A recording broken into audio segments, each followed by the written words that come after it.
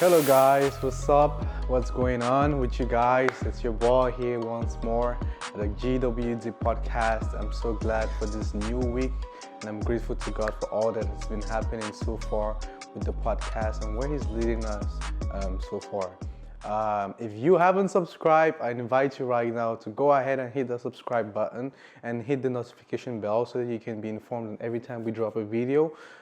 If you haven't checked out our previous videos, you're missing out on a lot. Okay, we did a podcast in Ottawa the other day with our friends, and it was really fun. It was very, very rich, and please go check it out. You're gonna learn a lot of things as well.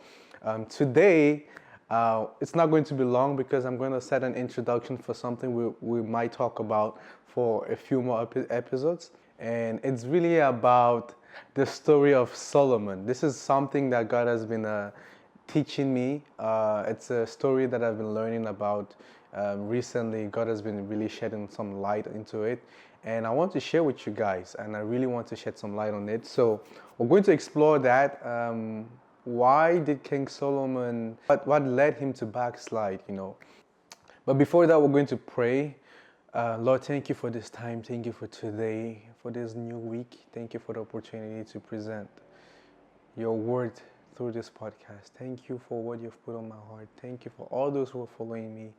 I pray you that you help me to convey this message exactly how you want it to be conveyed. In Jesus' name, amen. All right, so once more, I'm going to talk about salvation again.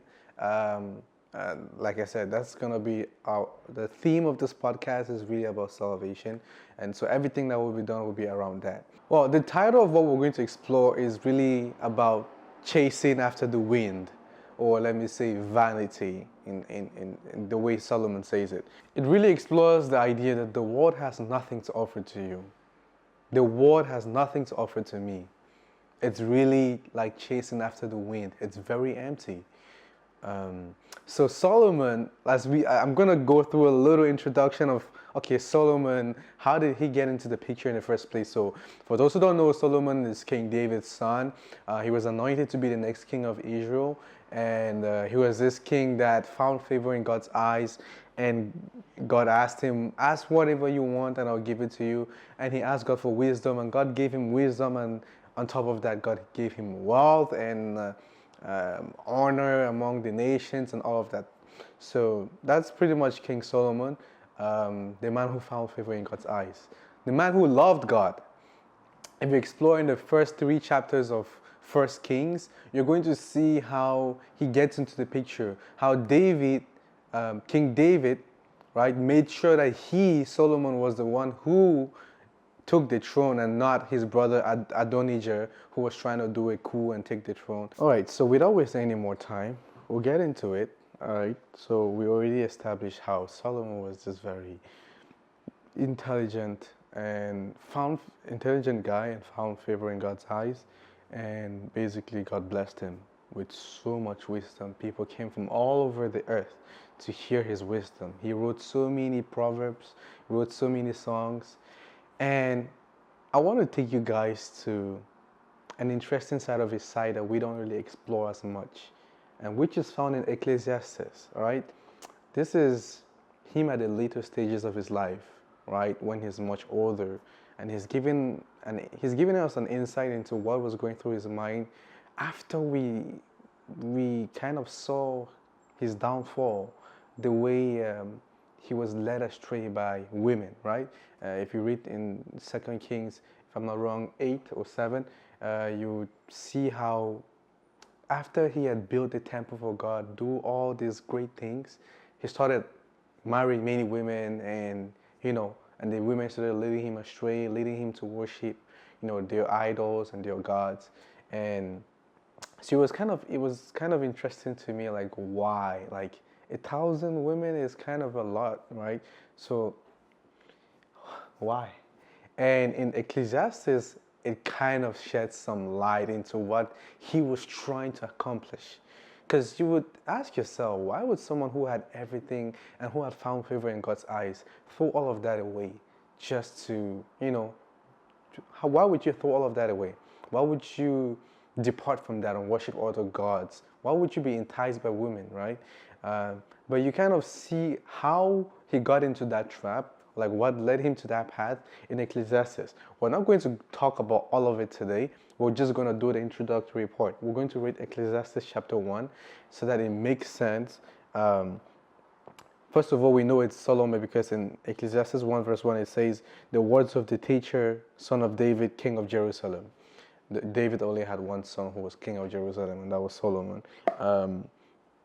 And he starts in verse 2 by saying, meaningless, meaningless, says the teacher. Utterly meaningless. Everything is meaningless. This is kind of him after he has gone through the ups and downs and tried to enjoy as much as possible and do whatever he wants, basically. And he found out one thing. We're going to read in verse 12, right? This is where he explains what he was trying to do. I, the teacher, was king over Israel in Jerusalem. I applied, verse 13, I applied my mind to study and explore by wisdom all that is done under the heavens. What a heavy burden God has laid on mankind. So he's saying that God gave him all this wisdom, and he was conscious of the fact that God has blessed him with so much wisdom. And he set out his mind to explore wisdom and all that is, or to explore by wisdom all that is done under the heavens. To know why people do whatever they're doing. To know why people run after, let's say, money. To know why people run after women. To know why people run after fame. All of that. To know what's the point of life, basically. This is him saying that I know, and I was conscious of what I did. But I thought that with this wisdom I have, I might as well study and explore what is the meaning of life. What is the meaning of our lives here under the heavens, on earth? What's the point of everything?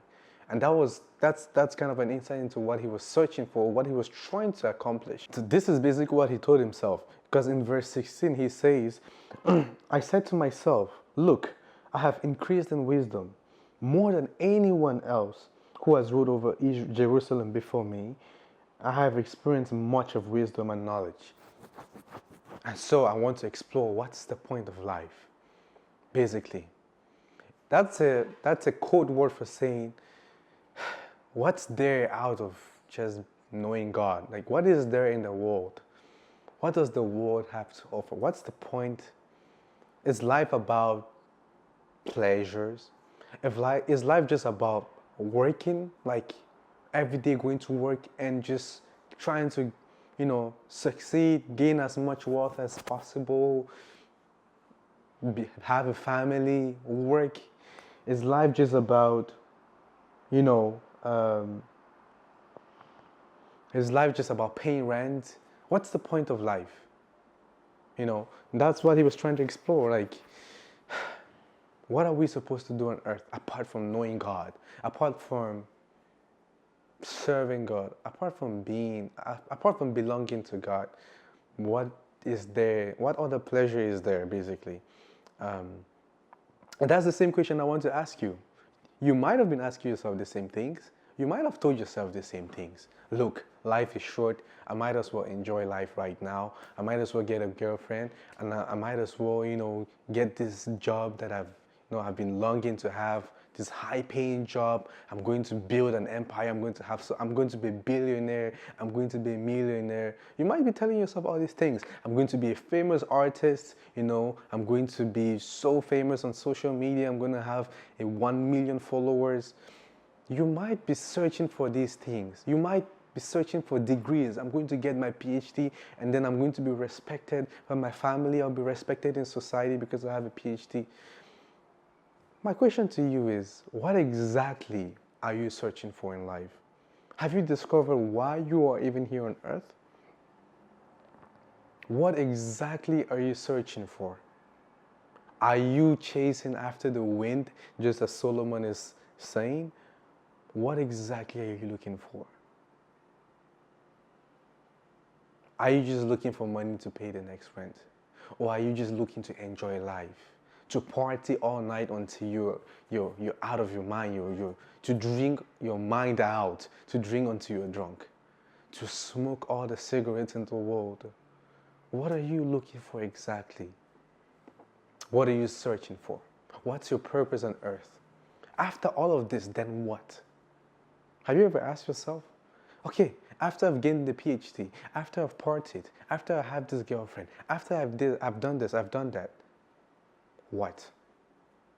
One thing that you would discover as we go on with Ecclesiastes, you will see that Solomon came to the realization that at the end of the day, even the fact of gathering wealth is kind of pointless, because you gather all of this wealth and someone who does not even deserve it, or someone who has not worked for anything, will inherit it. Because once you die, the wealth doesn't go with you. You can only enjoy the wealth as long as you live, but all of the wealth doesn't follow you. You're just going to give it to other people who are going to come after you. Imagine being Bill Gates, right? Having so many billions, right? 150 something billions. Imagine you being Bill Gates, and after that, all of the money you've gained, when you die, it's given to other people who don't even have to look for a job. Let me tell you, let me put it into perspective. 1 billion, no, let me put it into better perspective. $1 million is enough to set your life straight. You don't need to work the whole of your life with 1 million. I'm telling you about someone who has 150 something billions. All of that wealth goes to people who have not even earned that money, who didn't even work as hard as you. I'm just trying to put it into perspective. I'm not saying that's what's going to happen. Well, eventually it will happen. But I'm just saying, after you've gained all these things, after you've gained all these pleasures, after you satisfy yourself with all the sex in the world, all the cigarettes in the world, after all of that, then what? Then what? If that's all that you're searching for, if that's all that you're running after, what have you gained after that? Because one thing is for sure, with pleasures, when we're trying to satisfy ourselves with pleasures, we always come back to it. We always seek for more. There's never enough. And you who are listening to me, you know what I mean. You never get enough. And that's why even billionaires are always trying to have more money. They're trying to reach trillions, right? And after trillions, they want to reach more. You are never satisfied. You can never satisfy your pleasures. So that's why the question is very important. And I will leave at this note, I will leave it on this note. What are you searching for? What are you searching for at the end of the day? And is what you're searching for going to satisfy you? Or are you chasing after the wind? Are you just looking for the next hit? The next to get high? What exactly are you looking for? Are you just looking for that better job? Are you looking for that girlfriend, that perfect lady? What are you looking for exactly? You have to be honest with yourself. You have to be honest with yourself. Because you might realize that after all of this, all you were doing was just chasing after the wind. Do you know what chasing after the wind means? Chasing after empty air. You can feel it, but you cannot see it. But you keep pursuing. You keep feeling it, right? But you can't touch it. You feel the wind every day, but you can never touch it. It's like Satan is always putting these things in front of us, these beautiful things that you see, all these pleasures. It's always there ahead of us, and we're always chasing. And sometimes it feels like, yeah, you're right there. You're almost there, but you can never touch it because it's not there. It's really not there. It's a wind. Are you chasing after the wind? I'm here to tell you that all of this is meaningless if you don't know the purpose of God in your life. If you don't even know why you're here on earth, if you don't know what you're trying to accomplish on earth, everything that you could accomplish. And I'm not saying money is bad. I'm not saying having a wife is bad. I'm not saying having a degree is bad. I'm not saying being successful is bad. I'm not saying all of those are bad. But I'm saying if that's all that you're searching for, if that's all that you're running after, you've missed the whole point. Because all of that is going to pass. And someone else is going to inherit that. Why are you here? Why are you here? That's the question I'm going to leave with you today, and we're going to continue from this next week. Hope you guys have a great time. I'm going to include the link, right? And there's going to be a form in the comment section. Please fill it out if you want to be in touch with me, and I'll be very pleased to be in touch with you as well. See you guys next week.